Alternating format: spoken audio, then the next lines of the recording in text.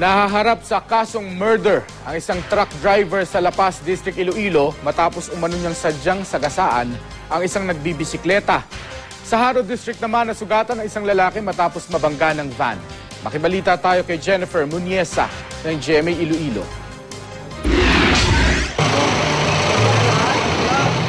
Sugatan at nakahiga pa sa daan ang lalaking ito nang abutan ng news team sa Haro District, Iloilo City. Natumba raw siya sa sinasakyang motorsiklo nang mabangga ng isang pulang van. Pero imbis na tulungan ng biktima, humarurot lang daw ang van paalis. Dumating ang emergency responders para gamutin ang biktima. Sa kulungan naman ang bagsak ng truck driver na ito matapos niyang sagasaan ng isang lalaking nakabisikleta sa La Paz District, Iloilo City. Namatay ang biktima. Kwento ng ilang saksi, nagkainitan ng dalawa bago nangyari ang insidente. Umamin ang driver na sinadya niya ang pagsagasa sa biktima.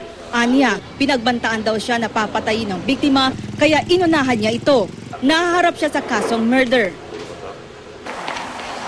Sa Barotac, Nuevo Iloilo naman, dumiretso ang isang sasakyan sa bakuran ng isang bahay sa Barangay Bantut, Cabilawan.